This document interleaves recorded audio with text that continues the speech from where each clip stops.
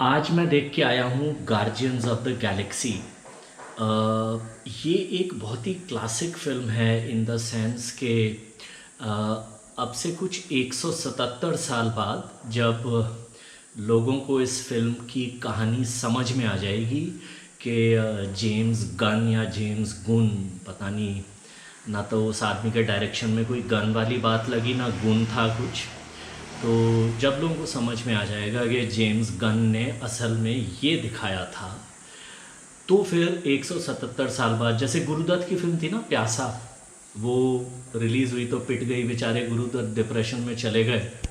खैर वो तो एक सीरियस बात है, लेकिन ये जो फिल्म है ना, ये 177 साल बाद इसे लोग मंदिरों में दिखा दिखा के आरती उतारेंगे इसकी, जब ये समझ में आ जाएगी। क्योंकि इसको शायद यूज़ किया जाएगा कि बेटा सीधे चलो, नहीं तो तुम्हें ऐसी फिल्में दिखाने की कुछ सज़ा दी जा सकती है। ये मेरी कुछ ओपनिंग ओपिनियन है।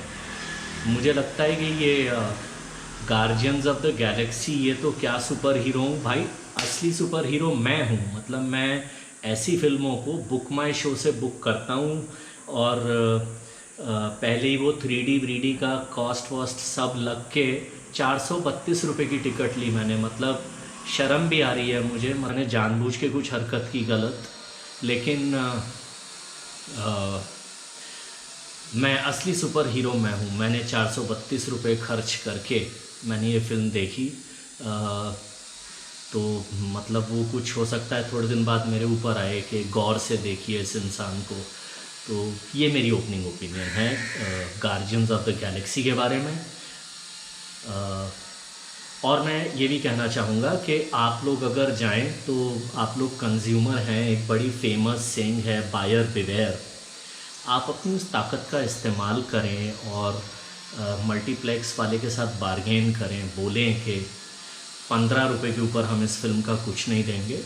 और अगर वो कहे कि नहीं, कम से कम 100-150 रुपया तो दीजिए, 300-350 रुपया तो बिल्कुल मत दीजिएगा। अगर दे दिया तो किसी तरह से कम 3D चश्मा चुरा के भाग लीजिए वहाँ से, कुछ तो सेटिस्फैक्शन होगा आपको। लेकिन अगर 15 रुपये के ऊपर की टिकट बोलें तो फिर आप बार्गेन करिए कि 100-150 रुपये दे देंगे, चलो उसमें कम से कम समोसा दे, पॉपकॉर्न दे। 300 रुपया खाली इस फिल्म का बिल्कुल मत दीजिएगा आप। और अगर आप ग्रुप में जाएं 12 लोग, तो और भी इस रेट पे, 15 रुपये वाले रेट पे भी फिर बार्गेन करिए कि 12 में 8+4, 3 फॉर 1 ऐसा फ्री दीजिए। ये वाली स्कीम भी लगाइए आप। ये टोटली इस फिल्म की क्वालिटी, इसकी कहानी की प्रेजेंटेशन, उसके बारे में मेरी ओपिनियन से ये सारी सलाहें और ये ओपनिंग व्यू निकला है गार्जियंस ऑफ द गैलेक्सी के बारे में। फिल्म की कहानी क्या है? कहानी ये है कि वो होता है ना कि आपको एक्शन फिल्म भी बनानी है और इंटेलेक्चुअलिज्म भी दिखाना है, यानी कि एक मसाला फिल्म भी दिखानी है और अपनी दिमाग की गोलाई चौड़ाई भी पब्लिक को दिखानी है। तो जेम्स गन साहब बैठे होंगे कि कहानी लिखी जाए, तो उनके दिमाग में आया कि इस रकून की पिछली ज़िंदगी की कहानी बताई जाए। और उन्हें लगा होगा कि वो बड़ा ही एक इमोशनल प्लॉट लेकर आए हैं। वो इतनी पकाऊ बैकग्राउंड कहानी है, वो जब जब आती है आप ऐसा सर पकड़ के बैठते हो कि भाई वो एक कोई बहुत बड़ी यूनिवर्सल मेडिकल फॉर्म है जहाँ वो और बाकी जानवरों पे एक्सपेरिमेंट्स वगैरह चल रहे हैं, और कैसे उनका टॉर्चर हो जाता है, और कैसे वो उनके जो दोस्त हैं वो मर जाते हैं। मतलब वो एक थोड़ा सा एक स्पॉइलर है इसमें, इसके आगे मैं नहीं बोलूँगा। और फिर होता ये है कि कहीं कुछ एक लड़ाई झगड़ा होता है जिसमें रॉकेट का जो दिल है उसके साथ कुछ किल स्विच जुड़ा हुआ है। मतलब ये लोग, भाई साहब, ये लोग फट्टेबाजी भी ऐसी करते हैं कि मतलब और हम मान भी लेते हैं। और यही चीज़ अगर मिथुन दिखाए कि भाई इसके दिल को डीप फ्रीज में रख दो, और या इसके दिमाग को डीप फ्रीज में रख दो, फिर किसी दूसरे इंसान के दिमाग में फिट करेंगे।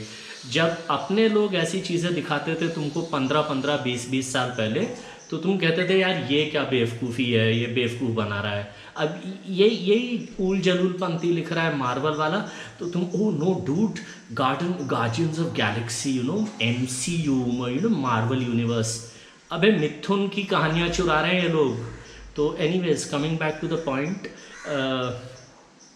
इसके दिल के साथ कुछ किल स्विच जुड़ा हुआ है और किल स्विच लगाया हुआ है विलन ने।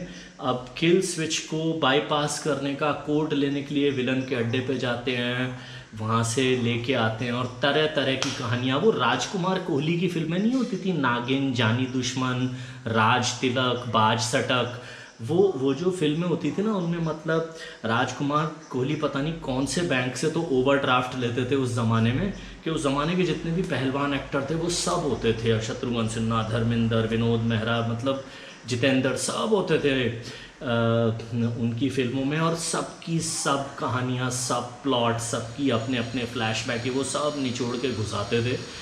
तो ये जानी दुश्मन बनाई है जेम्स गन ने।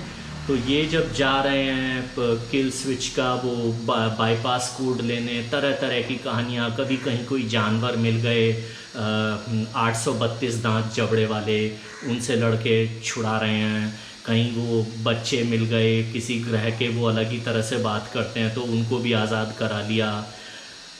मतलब डायरेक्टर के मन में आ गया कि मेरे को लगता है कि डायरेक्टर साहब के थे कुछ 10-12 जमूरे, और सब के सब डायरेक्टर साहब के दिल के बड़े पास, चल बे अगले 10 मिनट की कहानी तू लिखेगा, चल बे अगले 10 मिनट की तू लिखेगा, ऐसी ऐसी मतलब कहानी बना के फाइनली वो किल स्विच का कोड मिल जाता है और ये आ जाते हैं। तो ये इस फिल्म की कहानी है। रॉकेट बच जाता है, पीटर क्विल रिटायर हो जाते हैं और हमें बताया गया कि गार्जियंस ऑफ द गैलेक्सी की ये लास्ट मूवी है। प्लीज़ आप अपने इस वादे से मुकरिएगा मत। मैं हर 10 दिन बाद जेम्स गन महान है बोल के 5 सेकंड का क्लिप अपने प्लेटफॉर्म पे डाल दिया करूँगा। प्लीज़ आप गार्जियंस ऑफ द गैलेक्सी 4 मत बनाना प्लीज़। स्क्रीन प्ले क्या है, मतलब मैंने वही कहा ना, वो राजकुमार कोहली की कहानी। तो इसमें पीटर क्विल की मजनूपंती भी है। वो है ना वो लड़की, वो पिस्ता आइसक्रीम के डब्बे में मुंह मार के आ गई जैसी लड़की नहीं दिखती है, पूरा हरा रंग चिपका हुआ है उसके मुंह पे, गमूरा। गमूरा अब एक तो यार एक चीज़ और बोल दूँ, वो थानोस मेरा सबसे फेवरेट विलन। मेरा ये कहना across genre, across the board, across movies, पिछले 10 साल का सबसे महान विलन। और बताओ एनिमेटेड कैरेक्टर वॉज थानोस।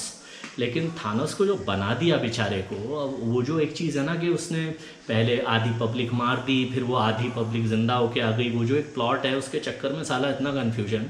अब ये गमूरा धुआं बन के जो उड़ी थी, उससे पहले ये पीटर क्विल की लैला थी। जब वो वापस आ गई तो ये चीज़ें सब भूल चुकी है। अब ये इस पिस्ता पेंटिंग लड़की के पीछे ये बेचारा पीटर क्विल परेशान है। एक ये मजनूपंती का टॉपिक चल रहा है, एक ये अपना ये जो अपना रकून है रॉकेट, इसकी वो जो पिछली कहानी है उसका दर्द चल रहा है। फिर ये जो बाकी लोग हैं, ड्रैक्स, वो कहीं से कुत्ता भी पकड़ लाए, मतलब बोलने वाला कुत्ता, भाई साहब बोलने वाला तोता। और वही यही है तुम लोगों का, देखो वो सूरज बढ़ जात्या ने जब मैं प्रेम की दीवानी हूँ, मैं बोलने वाला तोता, बोलने वाला कुत्ता, वो सब दिखाया तो तुमने पिक्चर फ्लॉप करा दी बेचारे की। हाँ अब ये but it is MCU dude, you know it's Marvel comic universe dude. या तो एनीवेज चलो, इससे मुझे भी भरोसा है कि भैया हमारी जनरेशन स्मार्ट थी, हमें पता चल जाता था एक गोबर दिखाने में फ्लॉप करा देते थे पिक्चर को। पर चलो ये भी मैं ही हूँ जो 432 रुपये की टिकट लेके गया। Anyways coming back to the screenplay, तो ये भी प्लॉट चल रहा है, मतलब हर आदमी के छोटे छोटे प्लॉट चल रहे हैं। अच्छा, स्क्रीन प्ले की महानता में मैं लेके आना चाहूँगा, मतलब यार देखो, आपको अगर इफ़ेक्ट देना है ना, ये कॉमन सेंस की बात होती है। बड़ी बड़ी तारीफ़ के कसीदे पढ़े जाते हैं जेम्स गन के बारे में। कॉमन सेंस होती है कि आपका जो विलन होता है ना, उसका एक वर्ड का अगर नाम हो ना, तो वो बहुत इम्पैक्ट क्रिएट करेगा। आप अपने सारे मेमोरेबल विलन्स के नाम सोच लो, Gabbar, Mogambo, Shakaal, Lion, Teja, Thanos, right. और भी अल कैपोन, मतलब लगभग एक वर्ड। भाई इस विलन का नाम है हाई इवोल्यूशनरी, मतलब ये नाम है विलन का, हाई इवोल्यूशनरी। मतलब यार, मतलब ये यही है कि चरस वरस का शौक सिर्फ हिंदुस्तानी सिनेमा के कुछ महान लोगों को नहीं है, हॉलीवुड के लोगों को भी है, क्योंकि ऐसे नाम तो आप 2.5 किलो चरस मार के ही अप्रूव कर सकते हो। तो ये स्क्रीन प्ले में ये हाई एवोल्यूशनरी है, और ये लोग अटैक कर रहे हैं, और इस टाइप के विजुअल यूज़ किए गए हैं। वो ये जो मेडिकल फर्म है, इसका जो हेड ऑफिस दिखाया गया है, उसकी डिज़ाइन है ऐसी, वो अपना अब्दुल कसाई मांस को काट कूट के, बकरों के, इसके सुअर के, इसके उसके, वो डिज़ाइन बना के, कहीं पे गोले जैसा मांस लटका होता है, कहीं फिर उसके बाजू में किसी वो दूसरे जानवर का लच्छा लटका होता है। भगवान की कसम, मांस के लोथड़ों के अंदर उसको काट कूट के ये घुसते हैं, वो अड्डा है। मतलब स्पेस के अंदर कहीं कोई बड़ा सा मांस लटक रहा है, मतलब यार ठीक है, मतलब क्रिएटिव लिबर्टी। तो ये घुसते हैं उस अड्डे में, वहाँ पे भी बकवासपंती, कभी वो किसी स्पेस की लड़की को गोविंदा स्टाइल लाइन मारने लगता है। खैर फिर वहाँ पे ये सब प्लॉट, जैसे मैंने बताया ना, वो बच्चे, एंड में पता लगा कहीं से बहुत सारे जानवर भी कैद हैं भाई, उन्हें भी छुड़ाने का एक सब प्लॉट आ जाता है। कुछ ना कुछ भैया जेम्स गन को कहा गया, 2.5 घंटे के नीचे की पिक्चर बनाई तो बेटा तेरी सैलरी कट जाएगी। तो उसके पास शायद थी कहानी 12 मिनट की। तो यही है कि मतलब वो 3D कचरा स्क्रीन प्ले। तो इससे ज़्यादा मैं क्या कहूँ, मुझे कुछ समझ में नहीं आ रहा कि मैं स्क्रीन प्ले के बारे में और क्या बताऊँ। ज़्यादा बोलूँगा तुम फिर आके कमेंट बॉक्स में मेरी गर्दन पकड़ लोगे कि चाचा स्पॉइलर बहुत देते हो। चलो ठीक है, so this is the screen performances. अबे हॉलीवुड की वो जो नौटंकियाँ नहीं होती छोटे छोटे कस्बों में, उसमें जो एक्टिंग की क्वालिटी होती है ना, ये हॉलीवुड की वो है। अगर इसमें कोई एक परफॉर्मेंस तुमको लग जाए कि हाँ इस बंदे की परफॉर्मेंस अच्छी थी, वो विलन एक अलग ही, मतलब वो उसको वो फिलोसफिकल अप्रोच देने वाला एक साइको टाइप टिपिकल विलन, एकदम over the top acting. Peter quill की वो वही वो जो उसका मूड चल रहा है कि गधी पे दिलाया परी क्या चीज़ है, वो वाली परफॉर्मेंस। और बाकी यही, मतलब सबसे अच्छी परफॉर्मेंस उस रकून की है, और फिर उस बोलने वाले कुत्ते की है। तो ये इस पिक्चर में परफॉर्मेंसेस की क्वालिटी। डायरेक्शन के बारे में मैं क्या कहूँ, मुझे हंसी इसलिए आ रही है क्योंकि मैं बताऊंगा नहीं आप लोगों को, कहाँ फिर इस बात पे भी कोई कंटेंट को फ्लैग कर देगा। मैंने पढ़ा है गूगल पे कि जेम्स गन को इस फिल्म के डायरेक्शन के लिए कितने पैसे मिले हैं। मैं हंस इसलिए रहा हूँ कि मुझे ही ले लेते हैं हॉलीवुड वाले, मैं कुछ 1-2 लाख रुपए ले लेता, सस्ते से होटल में टिक जाता, इसी बहाने मैं हॉलीवुड देख लेता। और इतनी घटिया पिक्चर तो मैं भी, मतलब इतनी घटिया पिक्चर मैं भी बना देता, और क्या है मतलब। इससे ज़्यादा मैं डायरेक्शन के बारे में और क्या ओपिनियन दूँ, मतलब अगर आपको लगता है कि सिर्फ हिंदुस्तान में कुछ सरकारी कर्मचारी ओवरपेड हैं, तो आप जेम्स गन को इस फिल्म के लिए कितना पैसा मिला है वो देख लीजिए। और रेटिंग, अच्छा मतलब अब रेटिंग भी सुनोगे क्या? इतना सब सुन लिया तुम लोगों ने कि मैं क्या सोचता हूँ इस फिल्म के बारे में, रेटिंग भी बोलूँ ज़रूरी है? समझ में नहीं आया तुम लोगों को?